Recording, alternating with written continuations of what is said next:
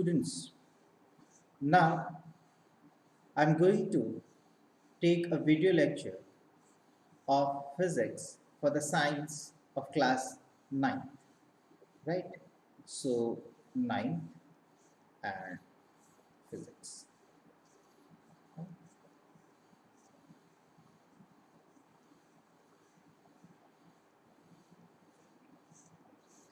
The chapter that we are in process of discussing is motion.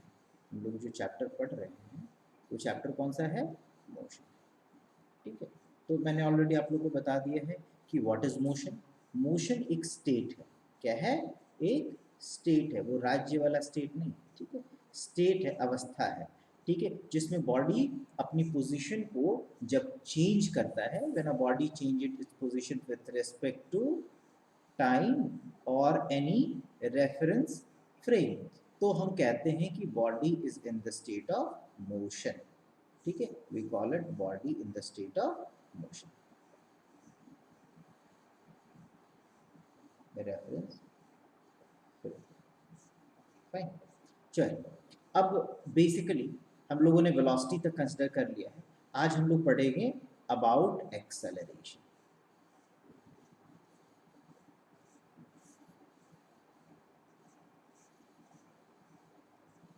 ठीक है, we'll talk about acceleration. Now, what do you mean by acceleration? Acceleration can be defined as the rate of change of velocity. The rate of change of velocity. That is called acceleration. तो acceleration को हम लोग a से denote करते हैं, ठीक है, and that is equal to rate of change of velocity, यानी कि चेंज इन वेलोसिटी को अगर हम लोग डेल्टा v से डिनोट कर लें और चेंज इन टाइम को डेल्टा t से डिनोट करते हैं, delta v upon delta t क्या मिलेगा हम लोगों को? एक्सेलरेशन मिलेगा।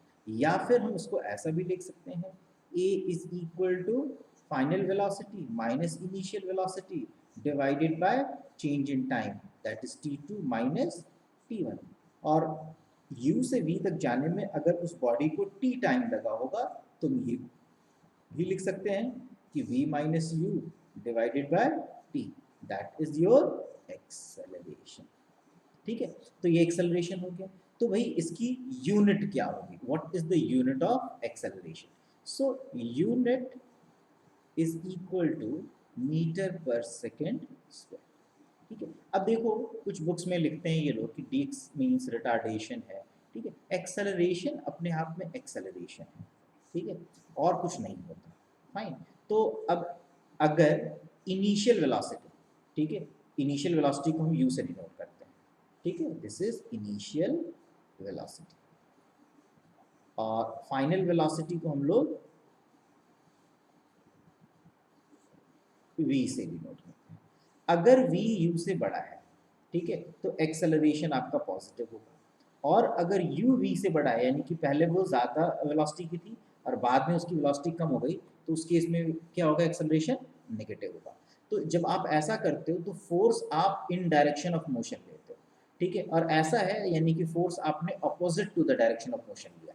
यहाँ पे in direction to the motion और यहाँ पे direction opposite to the motion. जैसे आप धक्का दे रहे हो, ज़्यादा धक्का दे दिया तो बॉडी एक्सेलरेट हो गया। आप बॉडी चल रही है, आपने क्या किया? फ्रिक्शन दे दिया उसमें, तो फ्रिक्शन की वजह से क्या होगा? बॉडी रुकना स्टार्ट हो जाएगा ना। तो पहले स्पीड उसकी मान लो 40 किलोमीटर पर आवर की होगी, तो बाद में थोड़े टाइम पे जाने के बाद वो क्या होगी? उसकी स्पीड 30 किलोमीटर, 20 किलोमीटर, फिर जाकर के अंत में वो रेस्ट पे हो जाएगा। सो ऐसी स्थिति में, ठीक है, हम लोग कहते हैं उसको क्या? रिटार्डेशन। बट अवॉइड करना रिटार्डेशन बोलना, you call it D acceleration. ठीक है, you call it D acceleration, यानी कि नेगेटिव एक्सेलरेशन। ठीक है, तो negative acceleration is acceleration in opposite direction. ये क्या है? Acceleration in opposite direction.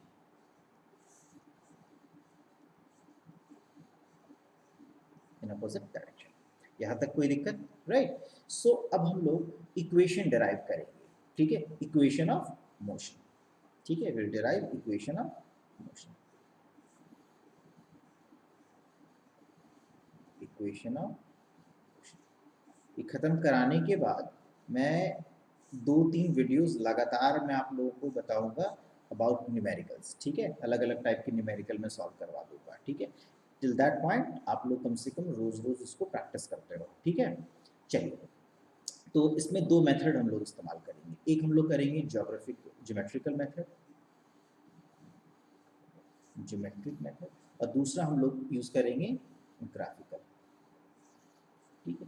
तो आज के लेक्चर में मैं आप लोगों को ज्योमेट्रिक मेथड बताऊंगा, ग्राफिकल मेथड हम लोग कल के लेक्चर में देखेंगे, ठीक है। तो equation of motion with the geometric, ठीक है, मेथड, ठीक है। अब हम लोग इस वाले मेथड को सबसे पहले कि एक्सेलरेशन जो है, ठीक है, एक्सेलरेशन क्या होता है, acceleration is equal to rate of change of velocity, यानी कि v minus u divided by t2 minus t1, और हम प्रिज्यूम कर लेते हैं कि ये t2 minus t1 is equal to t है, तो हम ये लिख सकते हैं ना, a is equal to v minus u divided by t, so v minus u is equal to at, so v is equal to u plus at, ठीक है। ये इक्वेशन आपका आ गया, this is called first equation of motion, ठीक है। तो start हमने कहाँ से किया, डेफिनेशन से, किसकी डेफिनेशन से, एक्सेलरेशन की डेफिनेशन, जो कि ऑलरेडी मैंने पहले बताया हुआ है, ठीक है। ये देखो, the rate of change of velocity is called acceleration, तो आप सबसे पहले यहाँ से स्टार्ट करोगे इसको, तो आप क्या लिखोगे, the rate of change of velocity is called acceleration, और उसके बाद ये, तो अब यहाँ पे v क्या है, v आपको वो भी मैंने पहले बताया हुआ, v is the final velocity, u is the initial velocity, t2 is the time at which the body is at final velocity, and t1 is the time at which the body is at initial velocity, तो दोनों का time difference हम लोग मान लेते हैं, presume कर लेते हैं कि वो t के बराबर है, ठीक है। तो ये हो गई आपकी पहली इक्वेशन, ठीक है। अब ये बताओ एवरेज वेलोसिटी क्या होता है, ठीक है। एवरेज वेलोसिटी होता है initial velocity plus final velocity divided by 2, ठीक है। अब velocity is equal to distance upon time होता है, तो distance is equal to velocity into time होना चाहिए, ठीक है। तो पूरे पाथ में जो एवरेज वेलोसिटी है, ठीक है, यहाँ पे वेलोसिटी क्या होगा, एवरेज के टर्म पे ले लेंगे हम लोग इसको, और टाइम से मल्टीप्लाई करेंगे, तो भाई एवरेज वेलोसिटी है कितना, ठीक है। तो हम लोग लिखेंगे डिस्टेंस को s, s is equal to u plus v divided by 2 into t, ऐसा लिखें, कोई प्रॉब्लम, ठीक है ना। अब देखो s is equal to u, तो ठीक है, v की वैल्यू क्या है, पहले इक्वेशन से यहाँ पे पुट कर दो, तो v की वैल्यू क्या होगी, u प्लस ए टी, ठीक है, u plus a T divided by 2 into T, तो ये क्या हो गया 2u, ठीक है, 2u plus a T divided by 2, और ये हो गया आपका पूरा t से मल्टीप्लाई, तो हम इसको क्या लिखेंगे, we can write s is equal to 2ut divided by 2 plus a t square divided by 2, ये 2 और 2 कैंसिल हो गए, so s is equal to u t plus half a t square, right. तो ये हो गया आपका equation number, this is equation number 2, ठीक है। अब देखो हमारे पास दो इक्वेशन बन गए, पहली इक्वेशन आई v minus u is equal to a t, दूसरी इक्वेशन आई s is equal to u t plus half a t square, ठीक है। तो भाई अब हम क्या करते हैं, टाइम के फैक्टर को हटा लेते हैं यहाँ से, तो v minus u divided by a, और इस टाइम के कंपोनेंट को इसमें हम लोग सब्सटीट्यूट कर देंगे, तो s is equal to u, t के जगह पे क्या लिखोगे, v minus u upon a plus half a v minus u upon a का होल स्क्वायर, लिखा जा सकता है ना ये, ठीक है। तो अब ये क्या होगा, u v minus u square divided by a, पहले वाले पार्ट का हो गया, plus v square plus u square minus 2u v divided by 2a square, और यहाँ पे a पहले से था, तो ये वाला a से ये स्क्वायर कट गया, सो अब हम क्या कर सकते हैं, यहाँ पे एलसीएम ले लेंगे हम, तो एलसीएम कितनी होगी इसकी, 2a के बराबर, यहाँ पे a है तो 2 मल्टीप्लाई होगा, सो 2u v minus 2u square plus v square plus u square minus 2u v, ठीक है। तो ये 2u v और 2u v क्या होगा, कट गए, तो आपके पास इक्वेशन क्या बचता है, वी स्क्वायर, ठीक है, minus 2u² plus u square that is only equal to minus u square divided by 2a and that is equal to s। तो इसको लिखा जा सकता है v square minus u square is equal to 2a। This is the final equation that you get, ठीक है। तो ये हो गया इक्वेशन नंबर 3। तो अब हम क्या करते हैं, तीनों इक्वेशन को इकट्ठा लिखते हैं। तो न्यूटन्स, ठीक है, न्यूटन्स इक्वेशन ऑफ मोशन, ठीक है।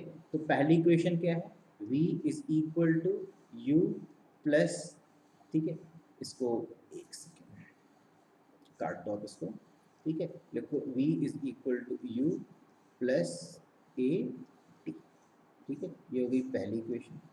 दूसरी इक्वेशन क्या है, s is equal to u t plus half a t square. और तीसरी इक्वेशन क्या है, v square minus u square is equal to 2a, ठीक है। This is the 3 equation that you, ठीक है।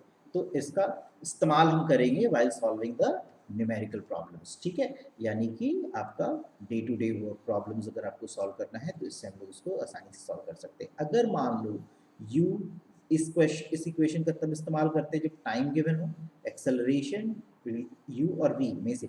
अगर एक चीज़ ध्यान रखना, अगर बॉडी रेस्ट से स्टार्ट हो रहा है then u will always be equal to 0। Break लगा रहे हो और फाइनली बॉडी जा करके रेस्ट हो रहा है then also v is equal to 0। तो यू अगर वो रेस्ट से स्टार्ट हो रहा है तब, और अगर ब्रेक लगा रहे हो, ठीक है, अपोजिंग फोर्स लगा रहे हो, तो फाइनली वो बॉडी क्या होगा, 0 पे जाके स्टॉप होगा। तो ये दो बातों को ध्यान रखोगे आप लोग, ठीक है। अब इसी के बाद मैं, ठीक है, यहाँ पे छोड़ दूंगा and now I discuss the other part that is graphical method in the next lecture, ठीक है। Till then, goodbye, take care and do not forget to subscribe the channel, ठीक है। And you my name, ठीक है, it's Manish Mishra, your physics faculty, right? So Manish Mishra, ठीक है, your physics faculty. Now see one more thing, you do subscribe my channel, ठीक है, क्योंकि इससे ये होगा कि जब भी मैं कोई भी नया वीडियो डालूंगा तो आपको बिना डिले का वो मिलेगा, ठीक है। And hit the like button if you definitely like it. और जो आपके प्रॉब्लम्स हैं, ठीक है, वो आप कमेंट बॉक्स पे मुझे डाल सकते हो या फिर आप मुझे डायरेक्टली मेल कर सकते हो ऑन, ठीक है, that about that mail is written in the description box also, Mishra Manish Leo at gmail.com, ठीक है। So you can do that. Fine. Thank you and have a nice day.